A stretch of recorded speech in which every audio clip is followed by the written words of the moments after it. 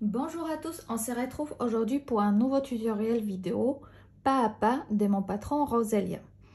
Roselia, c'est une robe ou une blouse que vous pouvez réaliser toute l'année car elle possède plusieurs finitions au niveau de l'encolure devant, du dos et de différentes manches. Donc je vous présente de plus près. Vous pouvez réaliser une encolure en V sur les devants ou une encolure arrondie. Vous pouvez réaliser un dos ouvert boutonné derrière ou dos fermé complètement, ou également boutonné, les manches évasées qui vont être des manches courtes ou les manches longues, droites et froncées à élastique. En plus, je vous avais mis sur le buste une option de réaliser un empiècement avec des volants si vous le souhaitez. À savoir qu'entre toutes ces fonctions, vous pouvez mixer les encolures arrondies avec les dos ouvertes, l'encolure en V avec les dos ouvertes ou dos fermés. Tout est conçu pour que vous puissiez réaliser plusieurs versions de ce patron. On va procéder au premier tutoriel dans lequel je vais vous montrer la réalisation d'une version estivale, auquel je vais réaliser une encolure V sur le devant avec un dos ouvert et avec des empiècements au niveau des manches, et les manches, je vais réaliser les manches évasées. Pour la deuxième version, des deuxième tutoriel par 2 que vous pouvez retrouver sur mon YouTube, je vais réaliser le dos plein avec une encolure arrondie et des manches longues. Allez, c'est parti pour la première version estivale.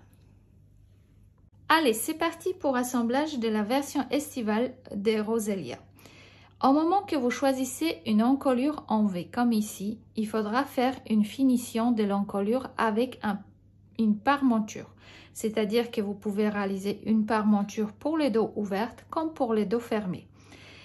Première étape, vous allez découper dans votre thermocollant et dans votre tissu la pièce de la paremonture pour les devants et pour les dos, et vous allez réaliser un surjet au niveau de la ligne des épaules et également sur les bords, l'extérieur des paremontures pour avoir quelque chose de joli au niveau de finition. Dès que vous avez fait ça, on peut passer à la préparation de la patte du boutonnage. Si toutefois vous réalisez une dos fermée, vous posez un thermocollant également sur la patte du boutonnage pour les dos fermés. Moi, je choisis la option du buste avec un empiècement des volants sur les devants et dans les dos. Donc, j'ai découpé mon buste sur le patron et j'ai rajouté des marges de couture suivant les livrets. Donc, moi, je vais réaliser la version avec le volant. Si toutefois, vous réalisez une version avec sans volant, tout simplement, vous découpez votre pièce du patron en une seule pièce.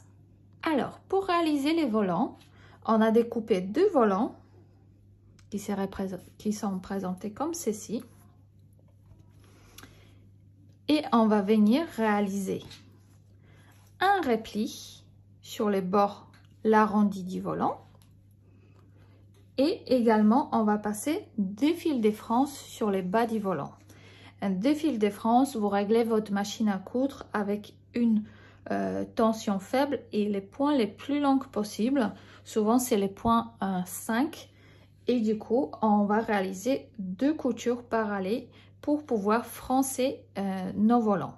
Avant ça, vous avez plusieurs possibilités de réaliser le bord du volant. Vous pouvez utiliser votre surjeteuse et réaliser une roulottée à la surjeteuse. Soit vous pouvez réaliser un repli mouchoir avec vos mains. Donc, vous allez replier 2 fois la même valeur couture et vous travaillez au fer à repasser une jolie ourlet.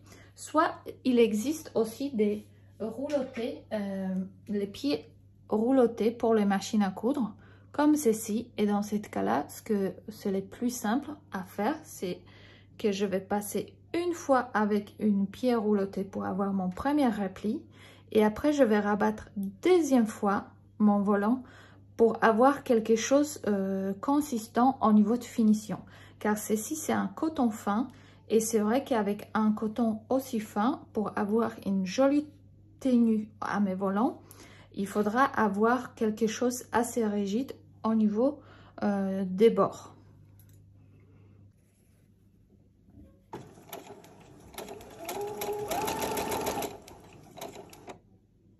Alors, comme vous pouvez voir, j'ai réalisé mon premier rouloté avec mon pied spécial rouloté. Et là, je vais venir avec un pied simple, tout simplement rabattre deuxième fois mon repli ici. Ça va apporter que ma finition de mes volants, elle va être beaucoup plus épaisse. Et au niveau de fronçage, les volants, elles vont se tenir plus debout. Elles vont pas avoir une tendance de retomber. Et tout simplement, je pique au bord.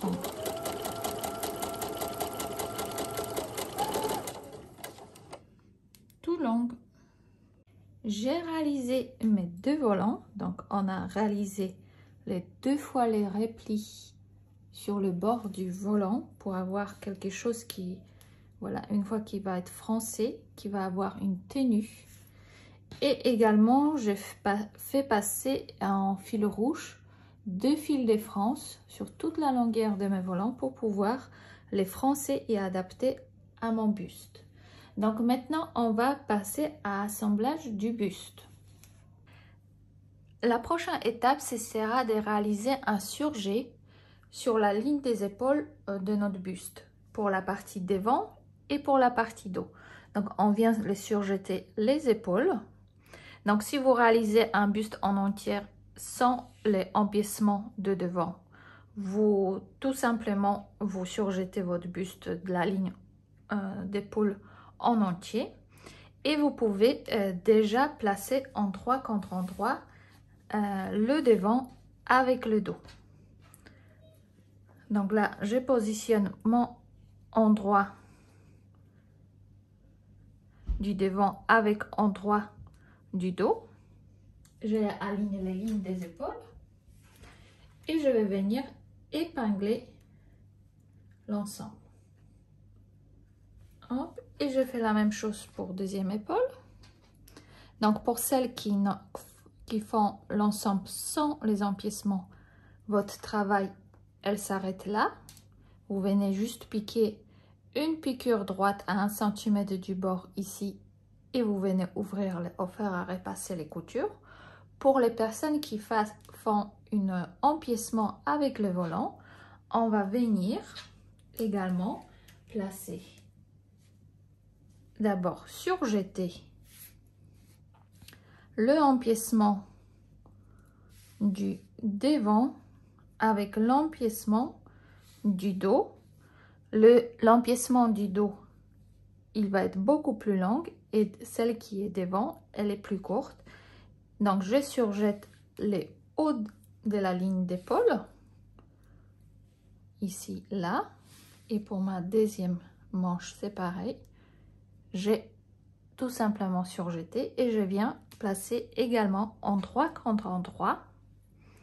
J'épingle. Et comme pour ma ligne d'épaule, pour mon buste principal, je vais venir piquer à 1 cm du bord, ici. Et je vais ouvrir au fer à repasser les coutures. Je fais la même chose pour deuxième.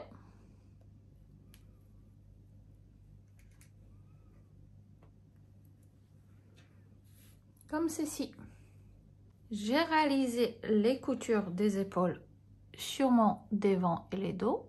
J'ai repassé mes marges de couture pour avoir quelque chose aplati ici.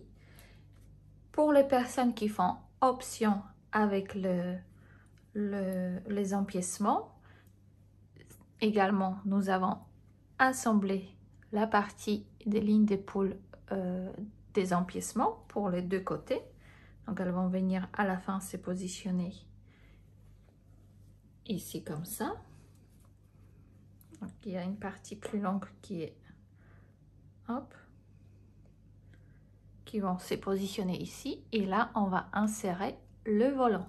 Donc maintenant, quand nous avons cousu les lignes des épaules, ici je réalise avec un empiècement, je vais venir positionner mes volants sur cette partie-là.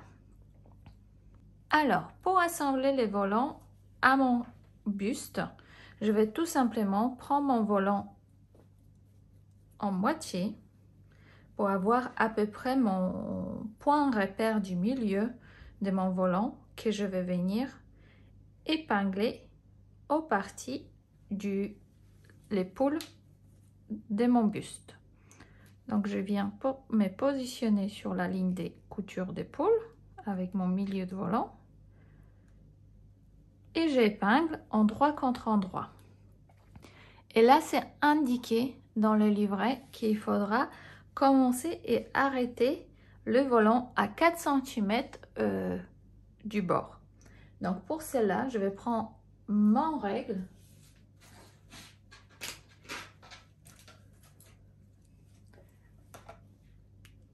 Pour cela, je vais prendre une règle et un stylo friction et je vais me marquer les points de départ et l'arrêt de mon volant.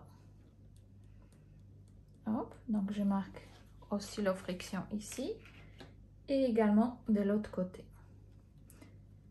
Vous pouvez marquer également en crantant avec votre ciseau, avec une feutre lavable ou à l'aide d'une craie. Et je vais venir maintenant tirer sur mes 2 fils de France pour pouvoir froncer mon volant au reste du devant.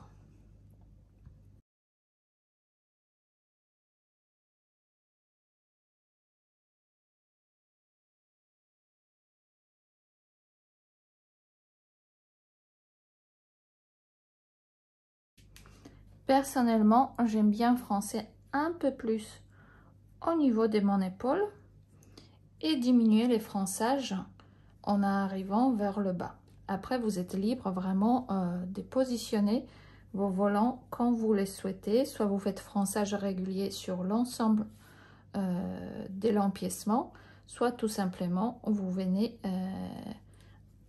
vous amuser en plaçant un peu plus froncé sur les épaules et un peu diminuer sur le bas du buste.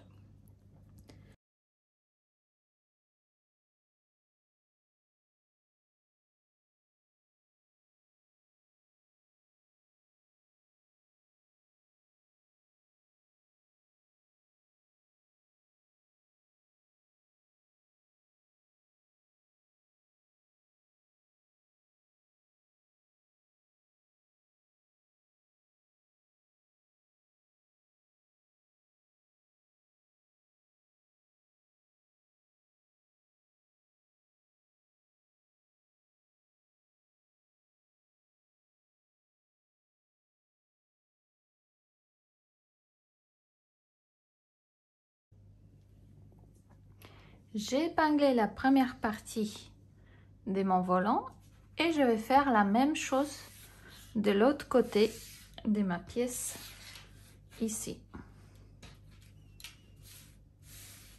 Je viendrai épingler ici le volant de même manière. J'ai épinglé les 2 volants au buste. Je l'ai épinglé à partir des 4 cm du bord. On a marqué le point repère et maintenant je vais venir piquer à partir de ce repère à 1 cm du bord toute cette partie là pour pouvoir fixer les volants. Je ferai la même chose de l'autre côté et on pourra enlever les épingles et venir fixer les empiècements. J'ai cousu mes volants au buste, donc on obtient quelque chose comme ça. Ça m'évite d'avoir vraiment beaucoup des épingles. C'est plus facile de coudre étape par étape que assembler déjà des empiècements avec le volant.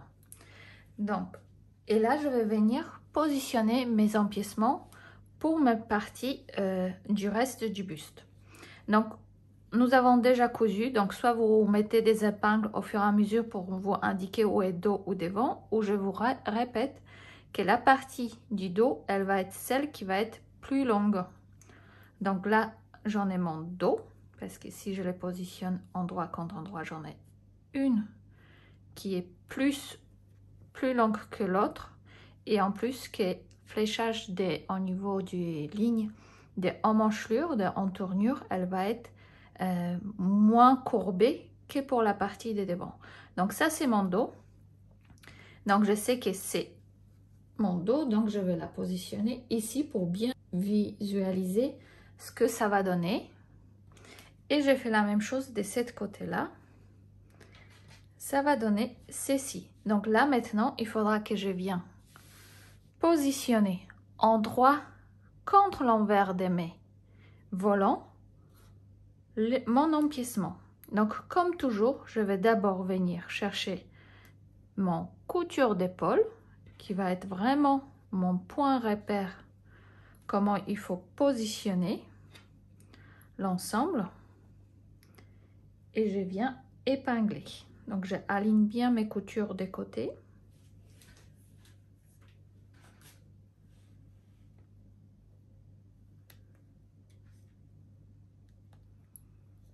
Hop.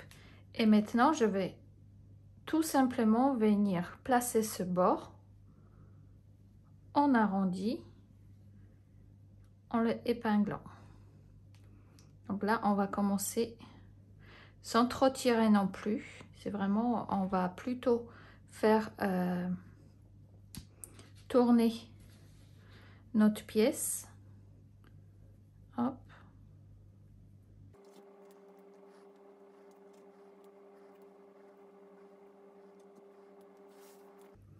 Et là, vous pouvez même, pour cette partie-là, soulever, vous pouvez soulever pour pouvoir bien épingler cette partie-là. Vu que ça tourne en arrondi, et normalement, vous vous retrouvez avec le bord à bord.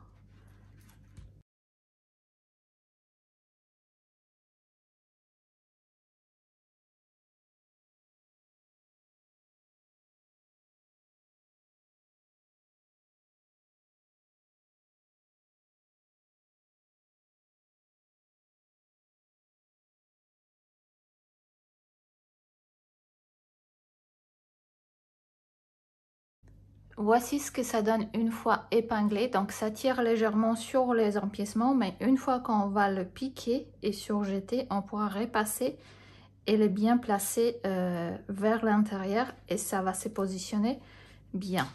Donc là, je fais première partie et je tourne ma pièce et je vais réaliser la même chose de l'autre côté. Donc c'est pareil, et je prends mes coutures des épaules pour d'abord aligner les deux.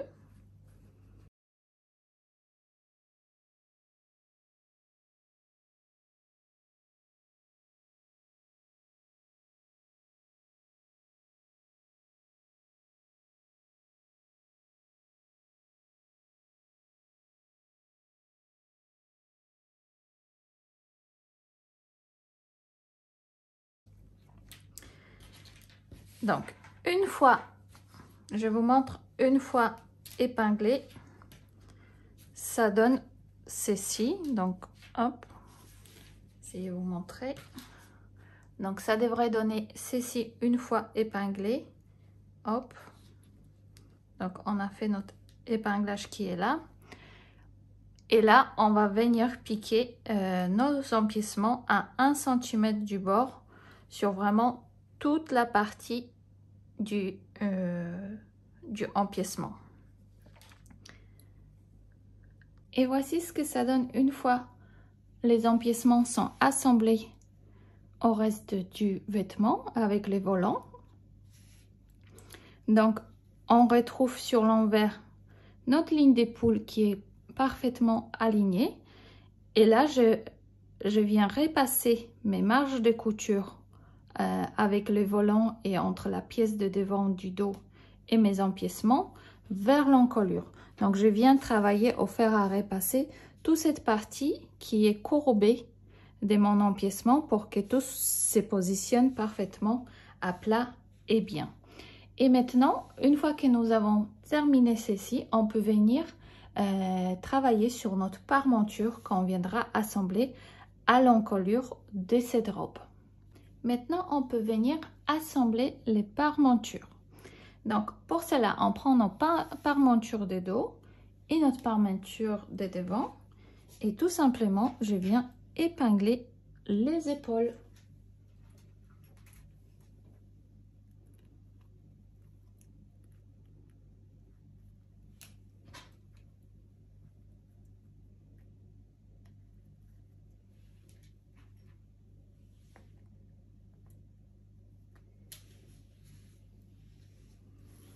Maintenant, une fois que j'ai épinglé au niveau des épaules mes parmentures, je vais venir piquer à 1 cm du bord les deux épaules et je vais ouvrir au fer à repasser les coutures.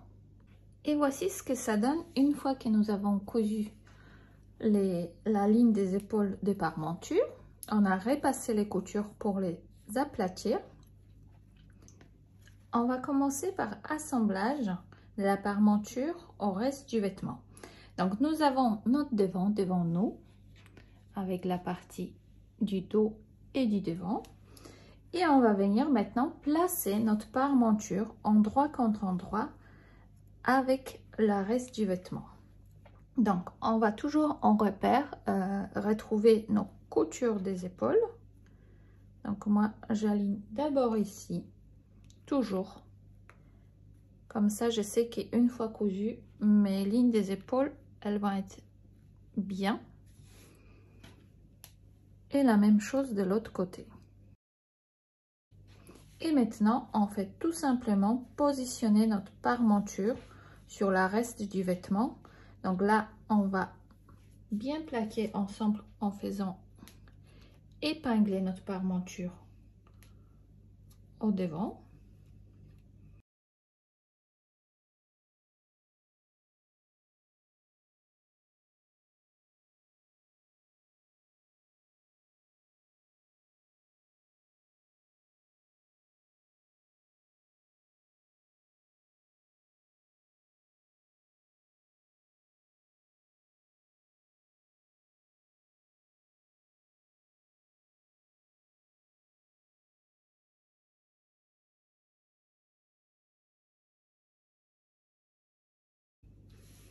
Et une fois que j'ai épinglé ma parmenture, je vais réaliser la même chose que vous allez voir juste après pour les montages du parmenture avec la encolure arrondie et dos fermé.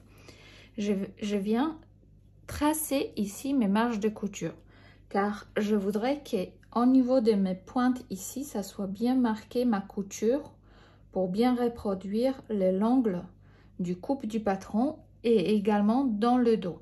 Donc pour cela, ça veut dire que quand je vais coudre, il faudra que je couds à 1 cm du bord.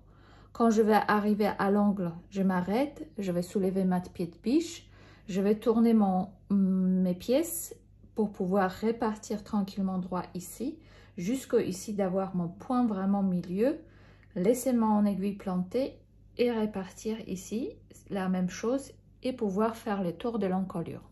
Donc pour être sûr que j'en ai vraiment une très jolie couture au niveau ces 3 points ici, plus les 2 dans le dos, je vais tout simplement redessiner avec à l'aide d'une règle et un stylo friction mes marges de couture. Donc tout simplement, je vais tracer à 1 cm du bord 3 points.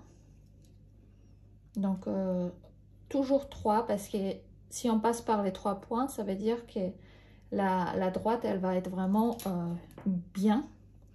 Donc là, tout simplement, je trace une droite. Hop. Donc, vous pouvez dessiner tranquillement une très longue droite. Là aussi, je vais mettre à 1 cm. Et j'ai relié mes 3 points ici.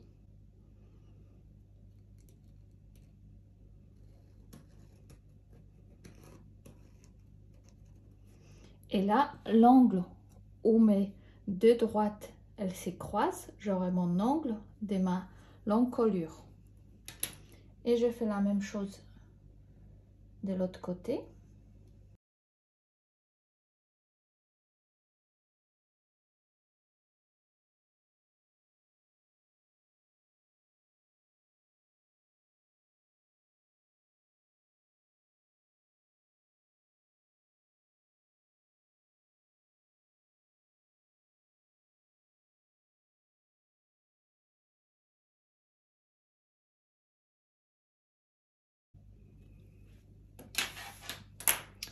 Et voilà, maintenant je obtiens mes marges de couture sur lesquelles je vais venir piquer tout long de ma l'encolure. Hop, tranquillement. Et après, je pourrais venir cranter les angles pour pouvoir retourner ma parmenture sur l'endroit. Donc, j'ai piqué mon encolure tout autour en suivant mes lignes. Et maintenant, je vais venir cranter les angles ici, là, là, là et également de l'autre côté pour avoir quelque chose qui se place bien une fois que la parmenture va être retournée sur l'endroit. Donc là, vous pouvez même dégarnir dans les angles. Alors, vous faites bien attention de ne pas vous approcher non plus trop près du fil. On s'approche au maximum, mais on laisse toujours 3 petits millimètres.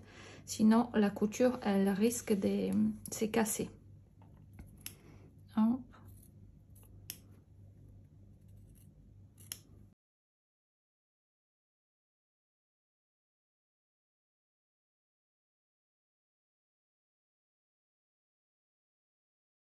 J'ai cranté mes angles et maintenant, on peut venir tourner la parmenture vers l'intérieur. Donc ici, on va pouvoir obtenir un joli décolleté en V. Et comme il y a toujours des coutures qu'on ressent un peu épaisseur, on va venir aplatir l'ensemble avec le fer à repasser. Donc ça va être une étape très importante. Et par la suite, vous pouvez déjà venir fixer la parmenture sur les lignes des épaules en marge de couture ici.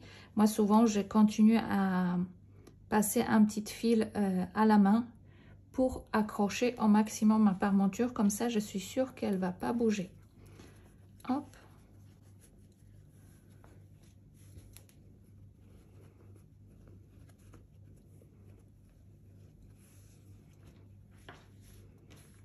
Et voilà, la parmenture pour les dos ouvertes et l'encolure en V, elle est faite. Donc là, je vais venir travailler toutes ces coutures au fer à repasser.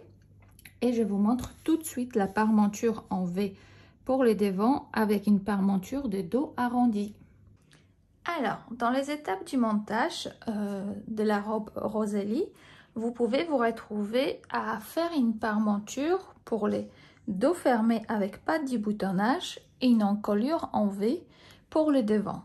C'est une possibilité que vous pouvez réaliser. Donc, je vous montre maintenant l'étape de positionnement de la parmenture sur la robe. Donc, il faut procéder de la même manière que pour le pose du biais. On va d'abord replier nos pattes du boutonnage. Donc, on a toujours notre repli de 1 cm ici, plus la partie qu'on a thermocollée. On replie sur elle-même, comme ceci. Hop. Je vais me mettre déjà une épingle. Je fais la même chose de l'autre côté pour ma patte du boutonnage, ici.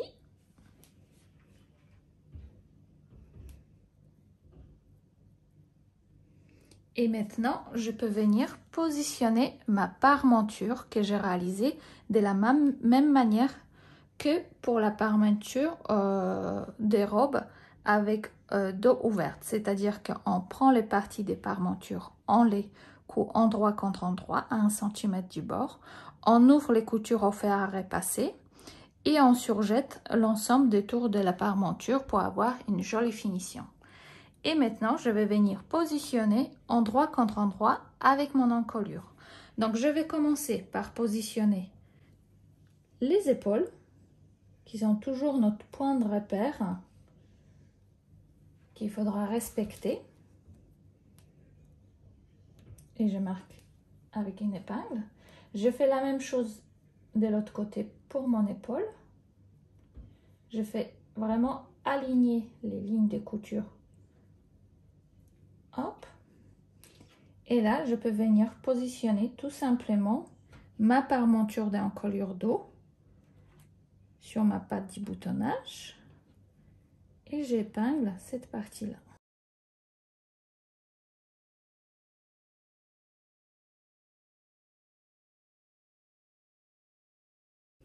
Et je vais faire la même chose sur l'encolure de devant. Donc là, ce qu'il faudra faire vraiment attention, c'est pas déformer votre pointe des milieux.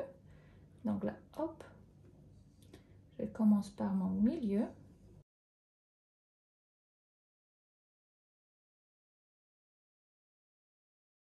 Et avant de venir piquer tout autour de l'encolure ici, hop, avec nos points en V, c'est-à-dire qu'ici on a un V et ici on a des coins également, pour avoir des jolies finitions et vraiment pouvoir marquer cet endroit-là, parce que ça va être plus joli quand on va les marquer.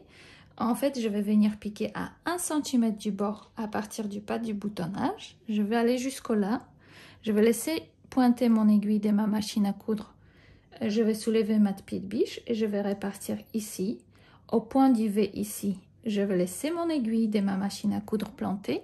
Je vais soulever l'ensemble pour pouvoir répartir ici.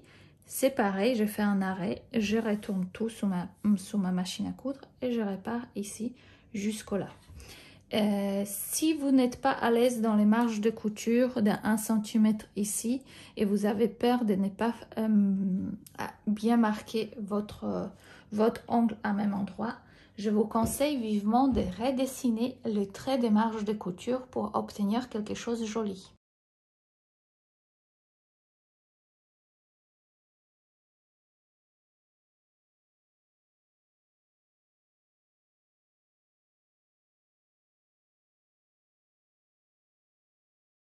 On a déjà tracé tout ça, on va venir piquer à 1 cm du bord, tout autour de l'encolure. On s'arrêtera à ce point-là, on va soulever notre pied de biche, notre aiguille, elle va être plantée.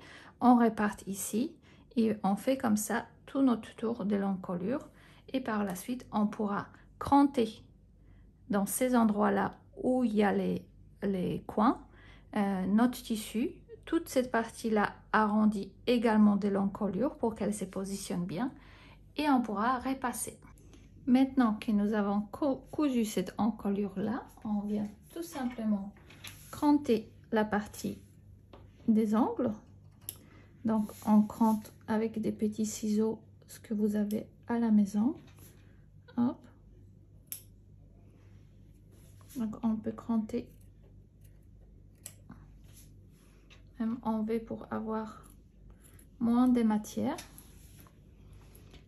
Et on va cranter la partie arrondie de l'encolure au niveau du dos, ici, pour libérer un peu la tension qui est juste là au niveau du thermocollage. On a cranté la partie encolure du dos. On a réalisé les crantages au niveau de l'encolure. On peut venir retourner notre parmenture sur l'endroit. Donc pour retourner, tout simplement, on va venir placer l'ensemble sur l'envers.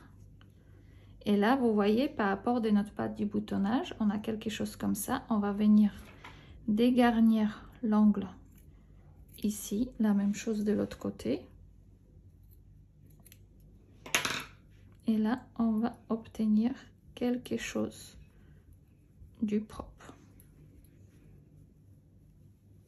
Donc notre patte de boutonnage, elle va commencer à se refermer. Donc elle va commencer à être déjà faite. Il faudra venir après tout aplatir avec un fer à repasser. Et voici ce que ça donne une fois encolure est repassée. Donc on obtient quelque chose comme ça sur l'endroit, donc avec notre patte du boutonnage. Et si on tourne l'ensemble sur l'envers, on pourra maintenant ici fixer notre parmenture au niveau des coutures des épaules. Donc je vais tourner l'ensemble, que vous voyez ce que ça donne.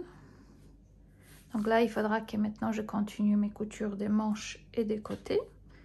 Mais ma patte du boutonnage, elle est déjà prépositionnée. Et là, vraiment, on vient juste fixer notre parmenture aux coutures ici. Je fais souvent ceci avec un point invisible à la main.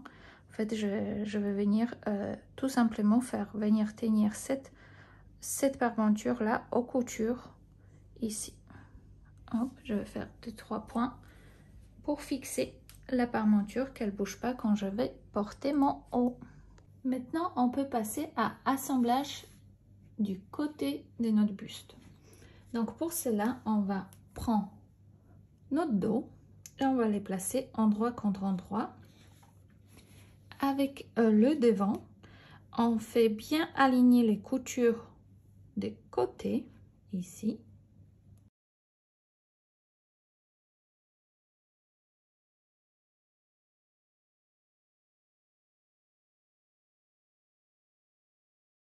Et maintenant, quand j'ai épinglé les côtés de mon buste, je peux venir piquer à 1 cm du bord les côtés du buste de chaque côté et surjeter l'ensemble et repasser les coutures vers les dos. Maintenant, on peut passer au montage des manches. Donc pour la version estivale, dans cette vidéo, vous allez voir les montages de la manche évasée, et dans la partie 2 de vidéo, je vous montre le montage de la manche longue.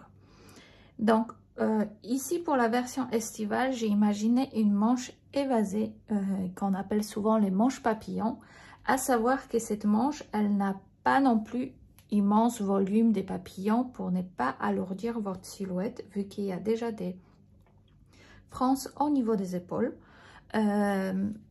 Donc pour les premières étapes, vous allez réaliser un fil de France en fonction des points de repère sur votre patron de début et fin de France sur la tête de la manche, et on va réaliser un surjet de chaque côté de la manche. À savoir que si toutefois vous réalisez une manche en mousseline, je vous préconise de faire le montage de la manche avec une couture anglaise. Allez, c'est parti. Je réalisais les 2 fils de France sur la tête de la manche et je surjetais les côtés. Maintenant, je peux venir placer endroit contre endroit les côtés de ma manche, les épingler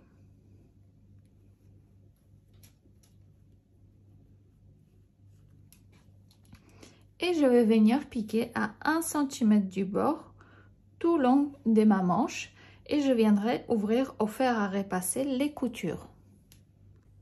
Et voici ce que ça donne une fois les coutures côté de la manche sont faites. Donc en sachant que si toutefois vous faites vous travaillez un tissu tel que mousseline, je vous conseille vivement de réaliser ici une couture anglaise qui va permettre d'enfermer les coutures entre les 2 coutures et ça ne se voit pas les surjets. Donc maintenant, je vais tourner ma manche sur l'endroit. Je vais repérer mon devant de la manche. Donc je vais repérer par mes crantes, 2 crantes au niveau de la manche, c'est pour le devant et une pour le dos. Et je vais prendre tout simplement mon haut que j'ai déjà cousu et je vais venir assembler la manche à ma emmanchelure. Donc ici, avec mon devant qui est celui-là, je sais que cette partie-là, il doit venir au devant ici.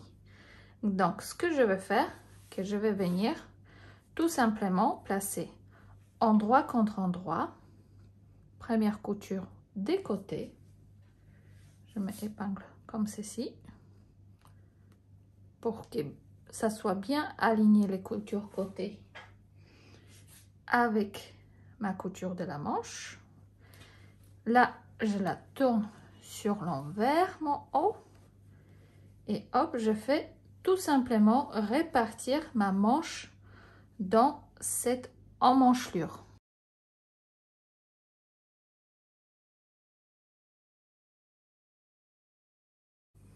Et là, je vais venir tirer sur les fils de France que j'ai réalisé avant pour pouvoir ajuster ma manche à ma entournure ici au niveau des épaules. Donc c'est pareil, vous pouvez froncer plus le haut et tout légèrement le bas, ou vous pouvez faire tout simplement les fronces réguliers sur toute la manche.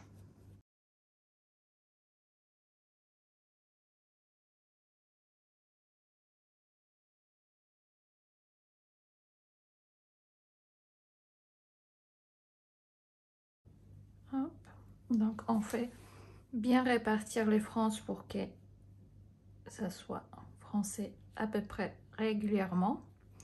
Donc moi j'aime bien froncer un tout petit peu plus la tête de la manche et après vraiment faire une fronce légère pour le reste de la manche. Et voilà, ma première manche, elle est assemblée au vêtement. Je vais faire la même chose pour l'autre manche, que je vais la placer, et après je vais venir piquer à 1 cm du bord tout autour de ma emmanchure et je vais surjeter l'ensemble. Et voici ce que ça donne. Je montais les deux manches, j'ai réalisé un surjet pour avoir une jolie finition à l'intérieur de mon haut, pour la deuxième manche également. Et maintenant il va nous rester à faire le ourlet de la manche.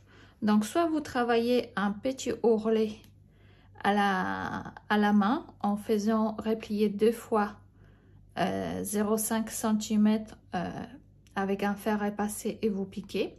Soit vous pouvez réaliser avec la même méthode que pour les volants, c'est-à-dire que je vais utiliser un pied rouloté pour faire les tours de ma manche et après je vais replier deuxième fois pour avoir une tenue à ma volant en repliant et piquant à nouveau.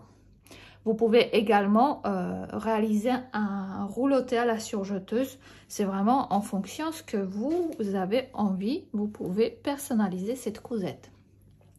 Donc je vais faire ça et après on passe à la jupe. On va commencer à réaliser la jupe. Donc pour cela, vous allez découper vos 2 rectangles de jupe suivant le patron ou suivant les tableaux en mesuration que je vous avais mis dans le livret. Et vous allez surjeter les bords de la jupe des 2 rectangles. Donc je fais également pour ceci et on va positionner endroit contre endroit là les 2 rectangles et je vais venir épingler les côtés.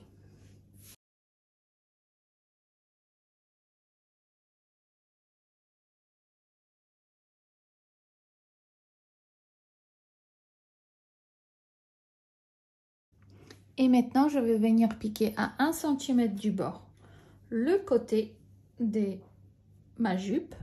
Je viendrai ouvrir au fer à repasser les coutures pour que la couture soit propre et nette ici. Et je vais passer 2 fils de France à haut de la jupe. J'ai cousu ma jupe, j'ai repassé au fer à repasser les marges de couture, je l'ai aplati. J'ai passé 2 fils de France à haut de la jupe pour pouvoir froncer et ajuster au haut. Et avant de glisser mon haut dans ma jupe, je vous conseille d'essayer sur vous le haut pour placer déjà des épingles si votre haut elle était fermée. Comme ça vous permettra de monter votre haut vraiment avec le bas déjà fermé pour avoir quelque chose de plus confortable et plus ajusté. Donc moi je me suis fait, j'ai épinglé largeur qui me convenait le mieux pour que les hauts soient vraiment bien placés sur mes dos. Et maintenant, je vais pouvoir glisser mon haut dans ma jupe et grâce au fil de France, répartir l'ensemble. Donc, la jupe de devant, elle est légèrement plus grande que celle qui est dans les dos. Donc, je vais placer tout simplement, hop, je fais glisser dans ma jupe. Donc, la jupe qui est là, c'est ma jupe de devant qui est plus grande. Celle-là, c'est celle des dos. Je fais glisser mon haut dans ma jupe.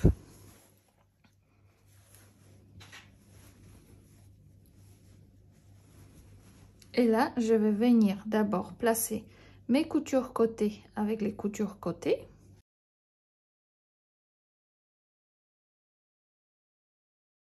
Je fais la même chose de l'autre côté. Vous faites attention de ne pas épingler vos fils de France. Hop. Là, je vais venir retrouver mon milieu de la jupe du dos en pliant ma jupe en deux. Hop, je retrouve mon milieu de la jupe que je viendrai placer à mon milieu de dos. Donc mon milieu du dos, il va être sur ma patte du boutonnage ici.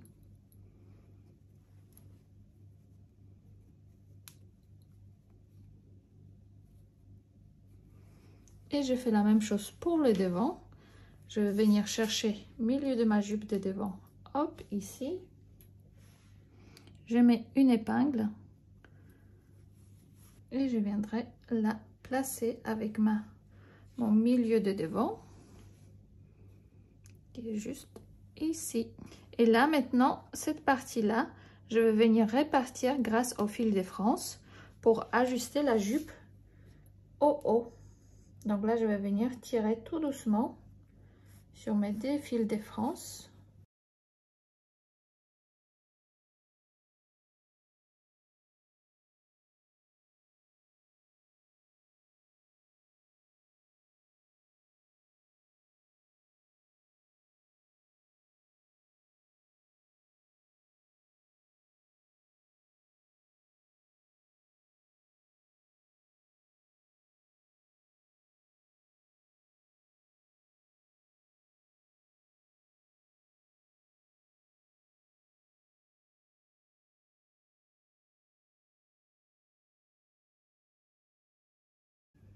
Et voilà, j'ai épinglé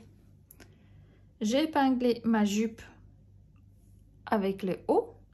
Et maintenant, je vais venir piquer à 1 cm du bord tout autour de ma jupe et je viendrai réaliser un surjet.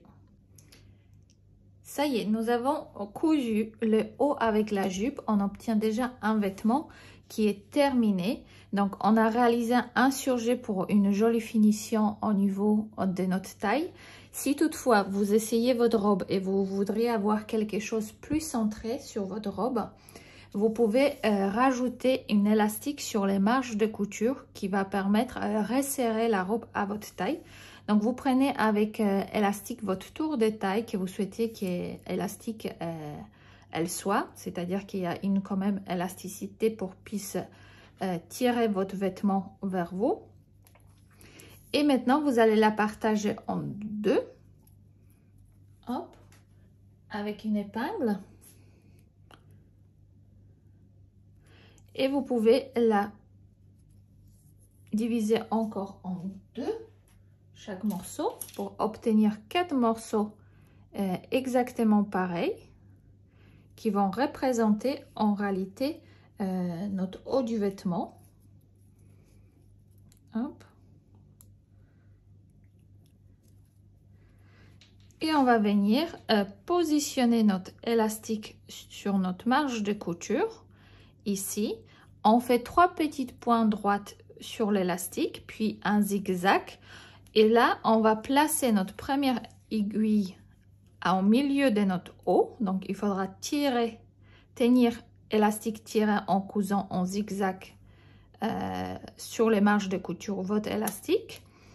La deuxième épingle va correspondre au deuxième côté de notre haut. La troisième, elle va correspondre au milieu de notre dos. Hop, et on termine avec le côté ici. Et comme ça, vous obtenez un vêtement plus recentré à votre taille. Une fois que vous avez posé l'élastique, si vous souhaitez, vous n'êtes pas obligé parce que la robe, elle peut être aussi jolie avec la fluidité sans d'élastique. Il faudra réaliser juste le surjet sur le bas de votre robe, puis réaliser un ourlet 2 fois 1 cm vers l'envers, comme ceci, et venir piquer tout autour du bas de la jupe. Et il va nous rester à positionner les boutons sur le haut de notre robe. Donc en fonction de la taille des boutons que vous avez choisi, vous pouvez poser 3, 4, 5 boutons.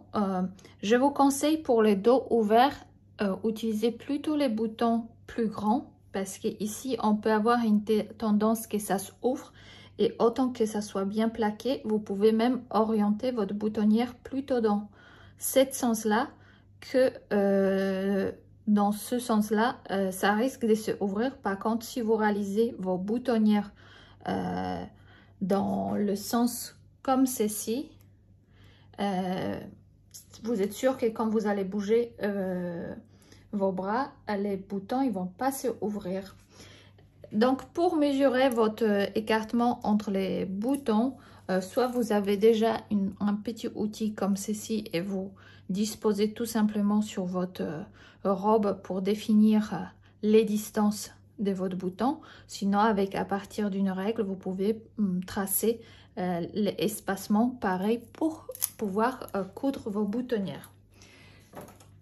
Bien sûr, vous n'êtes pas obligé de réaliser les boutonnières parce que si vous avez assez d'aisance, vous pouvez tout simplement coudre les boutons sans faire des boutonnières. Si vous avez un paire, c'est possible également. Et voilà, notre robe, elle est terminée. J'espère que ce tutoriel, il vous avait bien plu. Et je vous invite à regarder la deuxième partie tutoriel où je réalise la robe version hivernale.